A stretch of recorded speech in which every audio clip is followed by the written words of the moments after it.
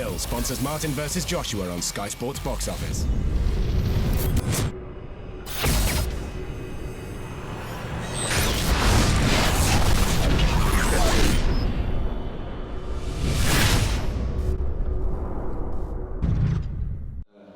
Our undercard press conference ahead of a huge night of boxing on Saturday night at the O2. As you can see, it's a monstrous top table full of some of the finest talent from around the world. Very proud to be putting on this show on Saturday night with 3 world title fights, some huge domestic clashes, debuts of legends' sons. This show's got it all, and of course culminating with the heavyweight championship of the world between Charles Martin and Anthony Joshua.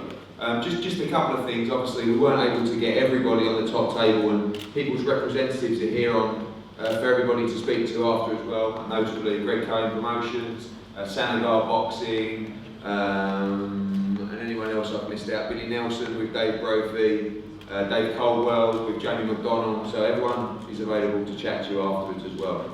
Before we talk further about the card. As you know, we're widely supported by Sky Sports. Wouldn't be possible without them. And I'd like to pass over to the head of boxing, Adam Smith, to say a few words. Thanks, Eddie. Fantastic, stellar lineup this on Saturday night. I mean, the top of the bill is obviously something we've been looking forward to for so long with Charles Martin and Anthony Joshua. But look at the array of talent on this table. It's a long, long table. I was saying to Ted Cheeseman at the end, you know, as he goes through his career, he'll move a little closer to the middle, but it's difficult about anyone in the middle. I mean, it really is a fantastic bill on Saturday night. Looking forward to seeing Ahara Davis, who you know, high hopes for, obviously, for the matchroom stable. He's got a tough one for the English title against our young friend down the far end. We've got 2 terrific world title fights. Featuring 2 guys that we at Sky have kept a close eye on over the years. Jamie McDonald has done everything asked of him: British, Commonwealth, European, world title, and then to go to America and shine over there. I know he doesn't mind who he fights, when he fights, where he fights, so long as he fights, and that's an attitude that I think makes him possibly one of the most underrated stars we have in British boxing. Lee SELBY to my right has so much ability, so much talent. It's been a pleasure watching him come through from Wales. You know, we've been a big supporter of Welsh boxing with the likes of Nicky Piper, Joe Calzaghe, you know, Robbie Regan and Gavin Rees and Bradley Price and so many of them, Enzo Macronelli over the years. And I think it's really good to have Lee back here after his last fight in the States. Great to have him back, but he's got a really, really tough test, I know, against the American Eric Hunter, who's we've kept an eye on as well for a long time from Philly. So really good fights, and then one I'm particularly looking forward to is Matthew Macklin and Brian Rose. You know, 2 guys that have crossed paths socially. I know Bobby Rimmer's going to have a tough time on the night, but it is business, and it's a really, really good crossroads fight. I think the styles will knit magically, so that's really good. Get there early for that one. And as for George Groves and David Brophy, another terrific fight, terrific matchup. George telling us that he is going to become a world champion within the next 12 months or so. He's certainly got the ability to do it, but in David Brophy, unbeaten from Scotland, he's a real opportunity for David. It's a pleasure to have you on the show, and really looking forward to that ahead of the main event. So I think it's just a fantastic mix of boxing. I hope you're enjoying all the build-up on Sky. The gloves are off, the behind the ropes, really good behind the ropes with Anthony Joshua later tonight. Don't miss that one. Real special insights into it. We've got countdowns tomorrow and Friday, plenty of activity before the fight, but what a night. Get there, and if you can't get there, watch it on Sky Sports Box Office, because it should be a good one. Thanks, Adam. I'm going to start with a fight that you talked about there, and a fight that is difficult for a lot of people in boxing, especially for us, obviously representing both fighters. 2 terrific fighters, already achieved a huge amount on the world stage already and domestically. Matthew Macklin, we've seen in some wonderful fights over the years, of course. Very unlucky not to become world champion when he challenged Felix Stern for the world title. Great fights with Martinez. Been in the ring with Golovkin as well. And Brian Rose, who domestically has cleaned up, moved up into some big fights as well, challenged for the WBO world title against Andrade in New York. And on Saturday night they meet in a wonderful domestic clash. And firstly I'm going to speak to Brian, talk to him about the fight, and ahead of an important night for you on Saturday night. Tell us a bit about the camp and your thoughts for Saturday. I think there's a lot on the line for both of us. everyone knows that. You know, I think social media have Macklin favourite and the bookies have me favourite, so it's a genuine 50-55. People talking about me, you know, not wanting to fight him 3 or 4 years ago. I probably wouldn't have wanted to fight him 3 or 4 years ago because he was at world level and I was still fighting for English and British titles. So we're not talking about 3 or 4 years ago, we're talking about now. And I believe I've got more left in the tank, and that's what it boils down to on the night. My camp's gone great, no injuries, which I've had to deal with the last couple of camps. I just know Saturday night's going to be my night. Do you feel the pressure to win the fight? Obviously, you and Matthew, you know, you've been there, done a huge amount in the game, and both feel like you must win on Saturday night to progress and carry on at the level you want to be at. Yeah, I think I'm in the same position I was against Carson Jones, only Carson Jones beat me the first time. So I'm in the same position. I like to put that sort of pressure on myself because walking into the ring, if I got that pressure, I perform. And I know I'll perform on Saturday night. I've got a lot of respect for Matthew. He's given me a bit of advice in the past. So the build-up hasn't been, you know, like any other build-up. It's been quite quiet, but I'm sure the fight on Saturday night will be fireworks. Matthew, it's very rare to see you in a non-entertaining fight, and judging by people's opinions on this one, this has all the recipe and makings of a great fight. Yeah, definitely. I think you know, styles make fights, and I think it's impossible that our styles won't mesh to be a great fight, whether that's a round or 12 rounds. It's funny because I feel like I'm in a similar situation to I've been before, prior to the Stern fight, prior to the Wayne Alcott fight, where I had a period of kind of, you know, really just my career had stagnated and, you know, maybe looked like it was going to just dwindle out altogether, and then bang, a big performance comes out of the blue. I think with me, a lot of it is just getting my head right, getting up for the fight, getting the camp right, getting the training right, and I'm quite an analytical person. I think about things, and if you're that type of person, then you need to make sure all the boxes are ticked. And I couldn't honestly really say that was the case for a long time, really. But you know, whether it was getting up for the fight, whether it was, you know, a training program. You know, I've been in Marbella, New York, Manchester, back to Marbella, back to Manchester, and it's unsettling, and it's hard to kind of just get your training routine down pat how you want it done. And the last year after the Highland loss, I wasn't even sure if I wanted to box anymore, and then, you know, kind of the summertime, I turned the corner with that and thought, no, I'll do it. I feel I've still got plenty left, and I still want to give it one final crack. You know, he retired a long time, and I don't want him one of those that comes back. So when I do retire, I want closure. You know, Jason Wellborn, he would have lost, I would have retired. So it was the same situation as now, but the difference was I probably, for the life of me, never seen that could even be a possibility, and it was more, you know, preoccupied with making the 154 pounds rather than, you know, Jason Wellborn and the threat that he was bringing. And, you know, I underperformed, didn't perform well on the night at all, but, you know, dug in and got the job done. Since then, this fight came up, and I think it's the perfect fight for me at this stage of my career. I think it'll tell me what I need to know about myself. Brian's a good fighter, like I say, cleaned up domestically, has fought for the world title against the good world champion, Demetrius Andrade. But, you know, I think if I'm honest with myself, and, you know, obviously Brian see it differently, but, you know, the version of me that fought Felix Sturm and Sergio Martinez, if that version turns up on Saturday night, then, you know, it could be a painful night for Brian Rose, and, you know, there's no derogatory talk or any trash talk, and, you know, and that's always the way I've been in my career, and I believe empty cans make the most noise. You know, I've always gone in there, and I'm saying I'm going to do this, I'm going to do that when the battle goes.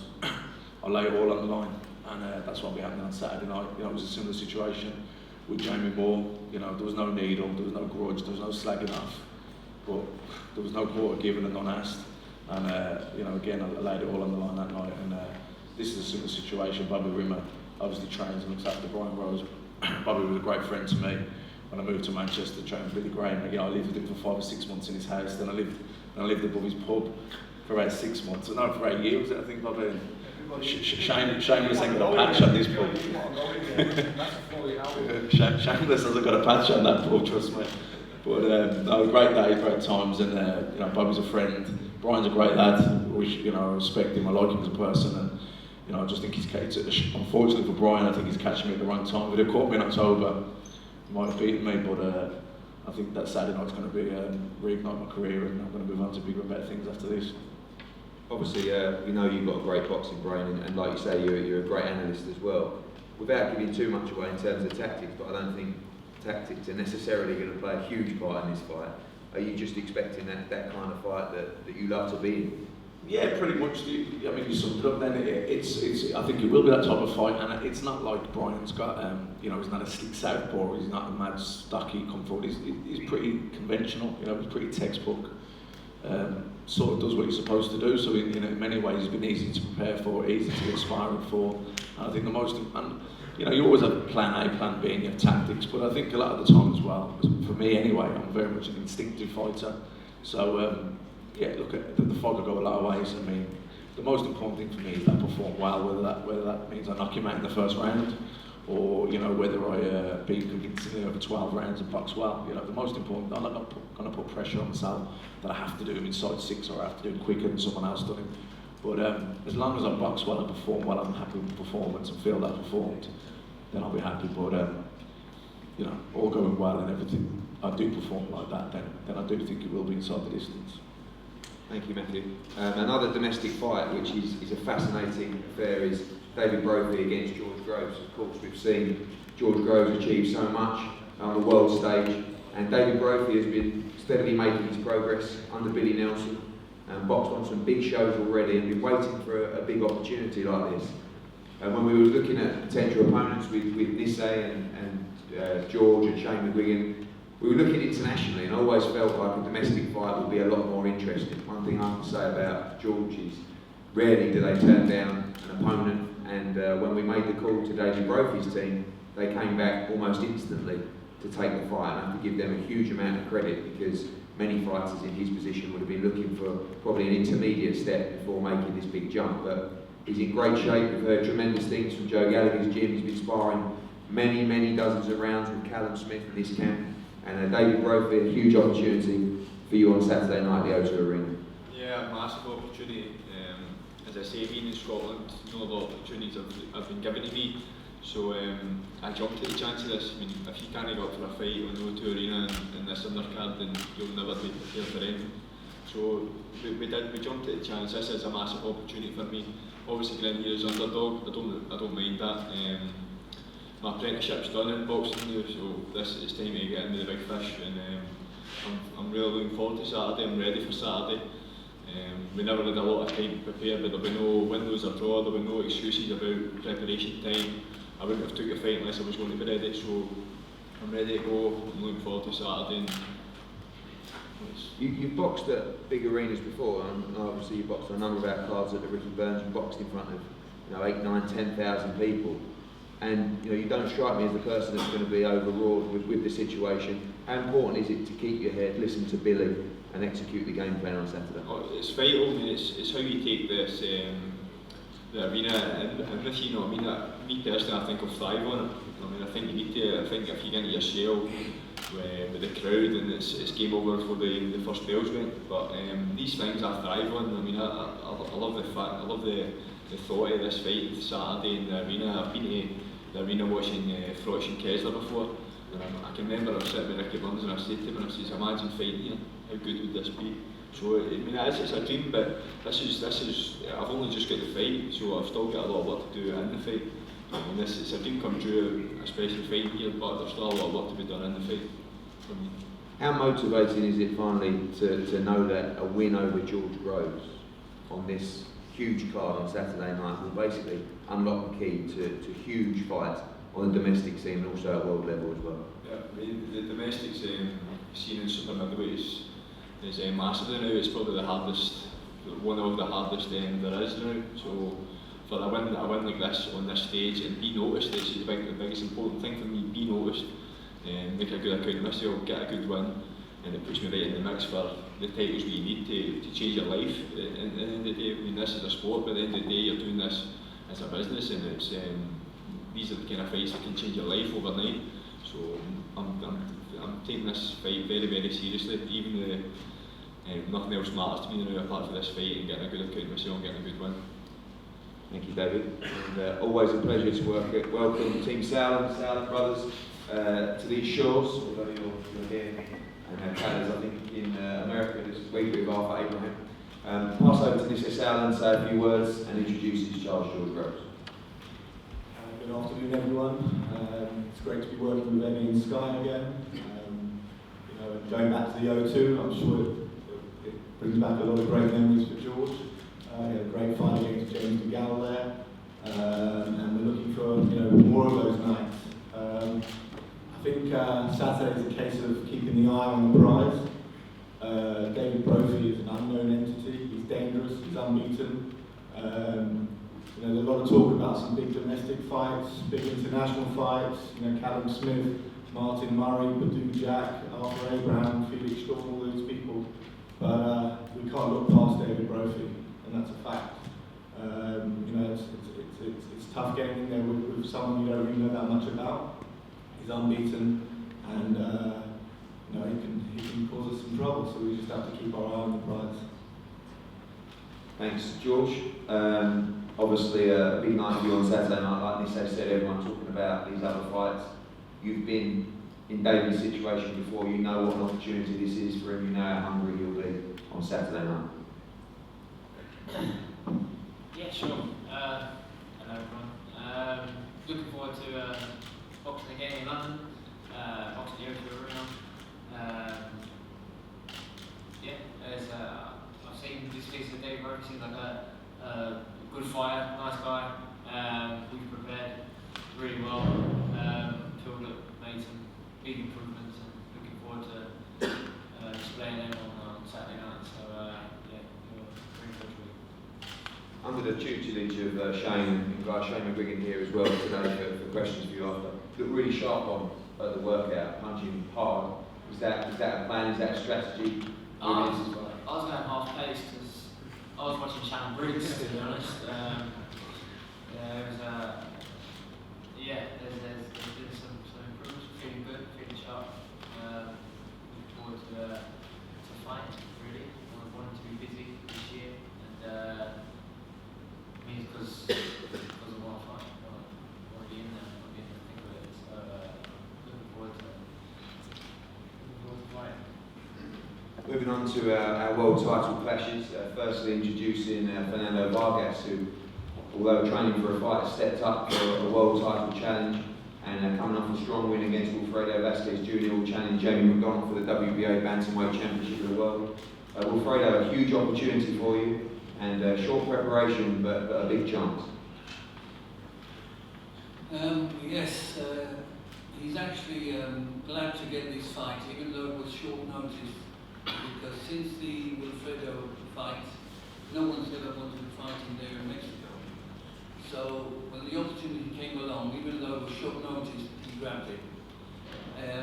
He's always in the gym, he's always training, and he'd like to say thank you to the promoter for having him here. Thank you, Fernando. Wish you the best of luck on Saturday.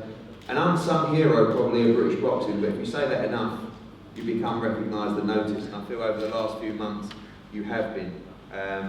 2 incredible victories against Comida, and although I wasn't able to be there, my old man lived and breathed every moment of it. 2 of his famous, most successful nights and rewarding nights, he tells me, in British boxing. Jamie McDonald, you have become a real star of British boxing now, and I think people now sitting up and noticing just what you're achieving. Like Adam said, British, Commonwealth, European, 2-time world champion. And on should be three. But I know how excited you are to box back in the UK, and a tricky test against Vargas on Saturday night. It is a very tricky test, it's coming at short notice. To be fair, I still haven't even watched him, but I leave that up to my trainer, manager Dave Colwell, and he'll come up with the goods and just tell me what to do. And, I've trained for probably 20 weeks. I should have been fighting in January, so I got at the gym beginning in November. Training's been absolutely fantastic. This is probably the best I've felt going into a fight, and the most confident. Normally, when it gets to this stage, I'm looking forward to getting weighed in and stuff, but I'm looking forward to, getting in there and putting on a performance. I want to look good. I want to steal the show. Massive occasion, and I think it's my time, to steal the limelight. I might be wrong, and I know that you know, since our relationship, it's always been about just get me the biggest fight, get me the most money you can. But since we're teaming up with Dave Caldwell, there seems to be a real love of boxing as well. I know you've always loved the game, but you know, enjoying improving and looking to showcase that. And I see something in your eye that tells me that you're really looking forward to Saturday night and going on after this to maybe look at unifying the division or also moving up to the super bantamweight division as well.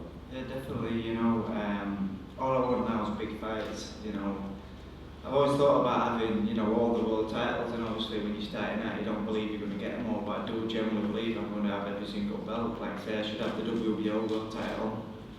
You know, I'll have to go back and get that off some other kid. But you know, I've got this fight in front of me. I get this fight out of the way. We'll look at, you know, Piano fight for the super belt. We've got Lee Atkins, you know, with the IBF world title. So, you know, there's some big fights out there. But, you know, the plan was to move up after the first Canadian fight. You know, but I still make the weight, and as long as this fight's still left at bantamweight, you know, I'm going to stay there. But, you know, I'd love to move up. You know, mix it with Quigs in your Framptons and, you know, some real big fights. Wait for that fight, WBA Bantamweight Championship of the World. Moving over to our friend from Philadelphia, Eric Hunter. Sorry it's taken so long to get around to you. This is a big opportunity for you. I'm really looking forward to this fight. I've watched you in interviews in the ring. I think this is a very, very tough fight for Lee SELBY. I've seen a lot of your interviews as well, feeling like you've been overlooked for this fight, but we know you and your team are very confident ahead of Saturday.